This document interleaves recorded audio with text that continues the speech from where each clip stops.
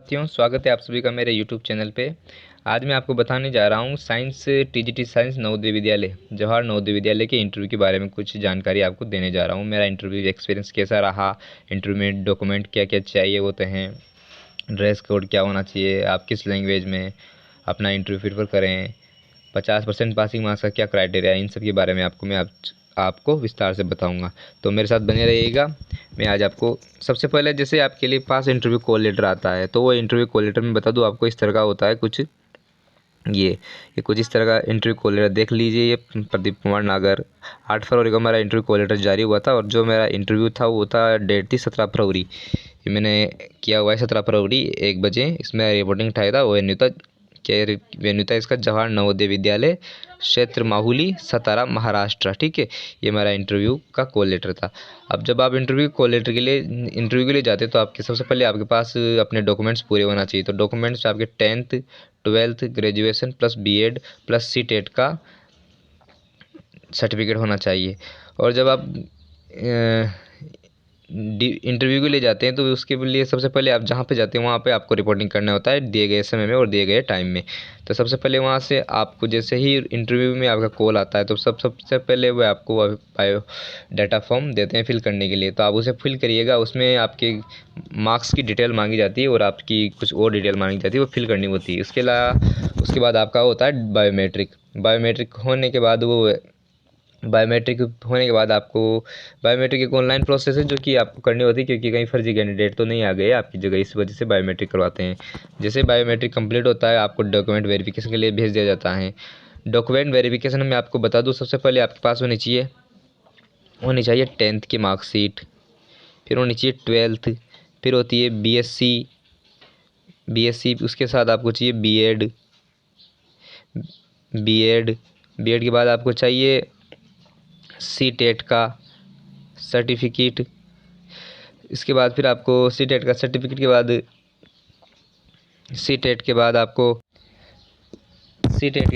के बाद आपके पास होना चाहिए आपके कास्ट सर्टिफिकेट में यदि आप ओबीसी से हैं, एक मिनट, यदि आप ओबीसी से हैं तो वो 6 महीने पुराने ज़्यादा पुराना नहीं होना चाहिए।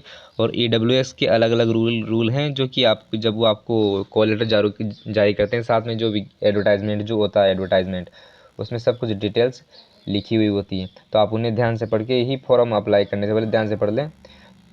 इन बातों का उसे ध्यान रखिए। मैं आप आज अपना जो फोकस है, इसलिए भाई इंटरव्यू को ड्रेस कोड क्या है, फोकस क्या है इंटरव्यू पे, उनकी चीज़ों पे बात करेंगे। ड्रेस कोड क्या होना चाहिए। और दूसरी चीज़ मैं बता दूँ कि आपके बीएससी में जो पासिंग मार्क्स का जो क्राइटेरिया है वो 50% से ऊपर होना चाहिए। जैसे कि आपके जूलॉजी, बॉटनी और केमिस्ट्री लगते हैं साइंस टीजीटी साइंस के लिए, आपकी जूलॉजी, बॉटनी और केमिस्ट्री सब्जेक्ट लगते हैं टीजीटी साइंस के लिए। तो इन तीनों सब्जेक्टों में आपके एग्रीगेट मिला के तीनों सालों की 50% होनी चाहिए। पर ईयर का कोई रूल नहीं है दोस्तों, 3 सालों में मिला के आपके 50% होना चाहिए। और आपका कास्ट सर्टिफिकेट जब बोलते हैं कि जिस डेट को आपका इंटरव्यू से 6 महीने से ज़्यादा पुराना नहीं होना चाहिए। ये वर्ड एनवेस में इस तरह के रूल हैं। अब जैसे ही आपका डॉक्यूमेंट में अगर कोई गलती उनको मिलती है डॉक्यूमेंट वेरिफिकेशन के टाइम पे, तो आपको इंटरव्यू को देने से रोक देते हैं। मतलब आपको यहीं रोक देंगे, आपको इंटरव्यू नहीं देने दिया जाएगा। अगर आपका डॉक्यूमेंट में कोई प्रॉब्लम नहीं तब तो आपको फर्दर प्रोसीड कर ही दिया जाएगा। तो अब बात आती है अपने इंटरव्यू की।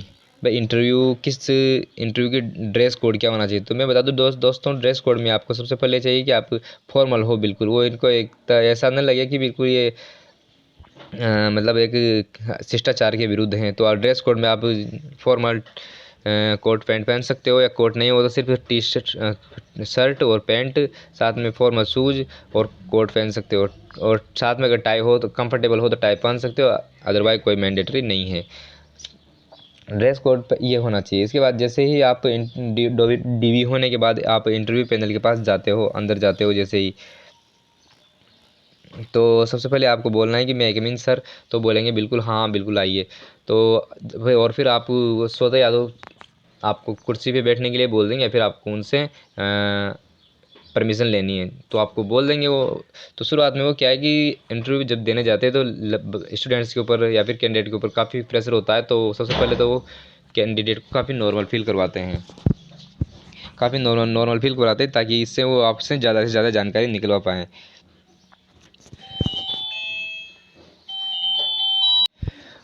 तो वो आपका इंटरव्यू सिर्फ इंट्रो से स्टार्ट करते हैं। फिर उनका जो आप जैसे ही नॉर्मल लगते हो आप उनको, वो आप सब्जेक्ट पे आ जाते हैं।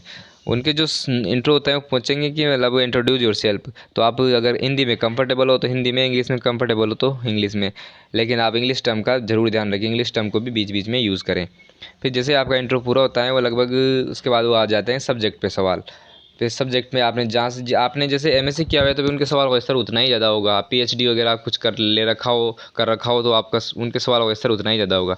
लेकिन आप नॉर्मली बीएससी बीएड हो तो फिर वो आपको एनसीईआरटी बेस्ड 9 से 6 to 10 तक ही रखते हैं, ज़्यादा लेवल आपसे पूछा नहीं जाता है। लेकिन वो ये है कि उनका उनका मतलब ये है कि आपको डर नहीं लगना चाहिए वहाँ पर, आप कितना कंफर्टेबल हैं वहाँ पर सवाल के जवाब देते हुए, आपको डर तो नहीं लग रहा है। इस तरह से ही वो आपसे फर्दर आगे चलता रहता है, इस तरह से इंटरव्यू। फिर वो आपको डेमो टीचिंग के लिए, जैसे मेरे साथ ऐसा हुआ था कि उन्होंने पूछते पूछते मैं सब पहले मुझसे पूछा कि आपको इंट्रो दीजिए, तो मैंने अपना इंट्रो दे दिया हिंदी में ही दिया था मैंने अपना इंट्रो। फिर उसके बाद उसने पूछा कि ये जो न्यूक्लियर रिएक्टर होते हैं इनमें फ्यूल क्या होता है, तो फिर मैं क्या था, वहाँ प्रेशर था कि मेरे को यूरेनियम ध्यान नहीं आया। तो उन्होंने कहा अच्छा आपको पता नहीं, लेकिन मैंने इनसे रिलेटेड और कोई और दूसरी जानकारी उनको बता दी, भाई सर ये नाभिकीय विखंडन पे आधारित है, इस तरह से मैंने उनको जानकारी दे दी थी। फिर उन्होंने मेरे से पूछा कि ये जो, क्योंकि उन्होंने मैं किसान बैकग्राउंड से था एक्चुअली, तो उन्होंने पूछा भाई आपके पापा किसानी करते हैं, मैंने कहा सर खेती करते हैं। तो आप जैसे गोबर गैस होता है, मैं क्या असर होता है, तो इसमें जो एक गैस कौन सी गैस होती है, में से कार्बन डाइऑक्साइड ईटीसी होती है, तो बताओ जो इसमें जो जलती है वो गैस कौन सी होती है। तो मैंने कहा कि सर याद नहीं आया मेरे को, वैसे ध्यान तो है पर वो मेरे को मेथेन वहाँ पर ध्यान नहीं आया। तो उन्होंने कहा अच्छा कोई बात नहीं है। फिर उनका जिससे आपकी तरह गायों का, जानवरों का जो गोबर होता है उसका क्या यूज़ करते हैं, मैंने कहा सर इसका हम वर्मी कंपोस्ट बनाते हैं, तो नेचुरल खाद के रूप में इसका प्रयोग करते हैं। उसके बाद फिर अगले एग्जामिनर का सवाल आया कि ये जो एलपीजी होती है इसका यूज़ क्या है। मैंने कहा सर इसका यूज़ खाना बनाने में आदि में आता है। तो ये बताइए एलपीजी का कंपोनेंट क्या होता है। मैंने कहा सर इसमें ब्यूटेन गैसें होती है और साथ में इसमें एलपीजी में मर्केप्टन थायल मिलाया जाता है, जिससे कि अपन को गैस दुर्गंध आ जाए किसी दुर्घटना से बचाव के लिए। अच्छा, तो फिर उन्होंने मेरे से कहा कि फ्लेम ज्वाला के बारे में आप क्या जानते हो। मैंने कहा सर फ्लेम, तो फिर उन्होंने मेरे से कहा कि आप बच्चों को वहाँ पे बैठे बैठे पढ़ाओगे। मैंने सॉरी, फिर इसका मतलब था, उनका मतलब था कि मैं उनको बोर्ड पे जाके एक्सप्लेन करूँ। तो फिर मैं इसके लिए बोर्ड पे गया और मैंने फिल्म के बारे में जो मुझे कुछ जानकारी थी, क्योंकि डेमो में हमारे जो मेरा जो बोर्ड था उसमें क्या हो रहा था कि वो डेमो के लिए सबको वही बता रहे थे भाई आपको यही हमें समझाना है, ये नहीं कि आप कुछ अपनी तरफ से तैयार करके ले गए, ऐसा कुछ नहीं था। उन्होंने ही मुझे डेमो के लिए दिया था कि आप फ्लेम्स के बारे में समझाइए, जो होती है फ्लेम्स ज्वाला FLAM की, इसके बारे में मुझे समझाना था उसको। कई बार इंटरव्यू पैनल क्या करता है कि अपनी तरफ से देता है, मेरे साथ जो यही हुआ था। लेकिन कई बार वो भी ये भी पूछते भाई आप कुछ तैयार करके लाए हो तो डेमो दीजिए हमें, तो आपको तैयार भी करके ले जाना है।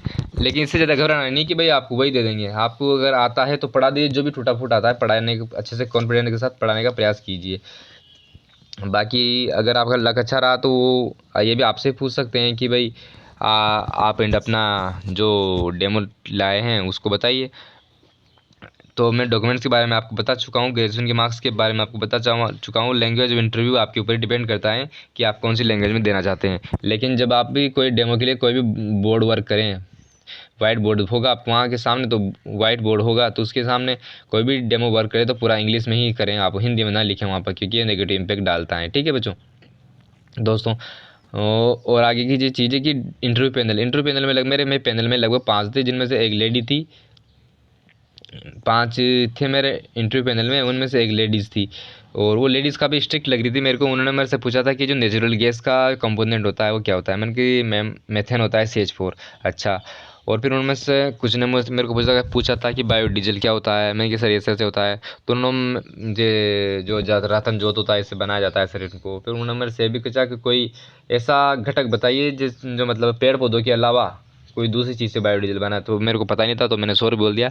तो मतलब आप मेरे को इंटरव्यू में अगर आपको कोई चीज़ ना भी आए तो आप उसको गलत बताने का प्रयास ना करें, आप सीधा सॉरी बोल दें, ये वरना आपके इंटरव्यू पे ये नेगेटिव इम्पैक्ट जाएगा। बाकी कास्ट सर्टिफिकेट से रिलेटेड लिखा हुआ है, नहीं तो मैं आपको बता दूँ कास्ट सर्टिफिकेट आपका जैसे ST SC में अलग रूल हैं, लेकिन मैं आपको EWS सॉरी OBC का बता दूँ कि OBC का जो आपको कास्ट सर्टिफिकेट बनेगा वो 6 महीने पुराना नहीं होना चाहिए, वो सेंट्रल का होना चाहिए। जब आप इसका एडवर्टाइज जारी होता है उससे पहले भी बनवा लें एडवर्टाइज की लास्ट डेट, क्योंकि कई बार दिक्कत आ जाती है। लेकिन हमारे बोर्ड में ऐसा कुछ नहीं था, हमसे ये सिर्फ ये बोला गया था कि आपका जो कास्ट सर्टिफिकेट है OBC का वो इंटरव्यू से 6 महीने पुराना नहीं होना चाहिए। बाकी कहीं और दिक्कत नहीं आई थी। बाकी जो ज़रूरी होते हैं डॉक्यूमेंट्स, तो आपके जो इस तरह का जो कॉल लेटर आएगा आपके पास, उसमें सब कुछ लिखा होगा, कहाँ आपका इंटरव्यू कहाँ क्या है, सब कुछ लिखा होगा ना। तो आपको ज़्यादा घबराने की ज़रूरत नहीं है। और लैंग्वेज का मैंने आपको बता ही दिया कि आप जिसमें ज़्यादा कंफर्टेबल है उसमें करें, लेकिन अपना जो ब्लैक बोर्ड वाइट बोर्ड जो वर्क है उससे आप पूरा इंग्लिश में ही करें। और डेमो के लिए मैंने आपको बता दिया, आप अपनी तरफ से डेमो तैयार करके ले जाएं। बाकी आपका लक के ऊपर डिपेंड करता है कि वो आपको देते हैं या फिर आपसे पूछते हैं, आपकी चॉइस पूछते हैं। बाकी इंटरव्यू पैनल काफ़ी ये होते हैं कि मतलब वो आपको कंफर्टेबल फील कराएं, बाकी काफ़ी फ्रेंडली होते हैं। आपको ऐसा कोई स्ट्रेस सिर्फ जैसे ही आप जब तक बाहर बैठे होते हो तब तक होता है स्ट्रेस, जैसे आप इंटरव्यू रूम में एंटर करते हो तो वहाँ पे कोई प्रेशर नहीं होता है वो, क्योंकि एग्जामिनर जो इंटरव्यू पैनल जो होता है, अगर आप स्ट्रेस में रहोगे तो आप उनको कोई जानकारी दे ही नहीं पाओगे। तो उनका उद्देश्य होता है कि आपसे ज़्यादा से ज़्यादा जानकारी निकलवाएं। तो आपको काफ़ी वो नॉर्मल फील करवाते हैं और काफ़ी फ्रेंडली इन्वायरमेंट होता है वहाँ पे। तो आपको इसका कोई लोड नहीं लेना है। बाकी अगर कोई भी आपको इससे रिलेटेड कोई क्वेरी हो या फिर कोई डाउट हो तो आप मुझसे कमेंट में पूछ सकते हैं। और वीडियो अच्छा लगा हो तो इसे लाइक करें और चैनल को सब्सक्राइब करें। Thank you.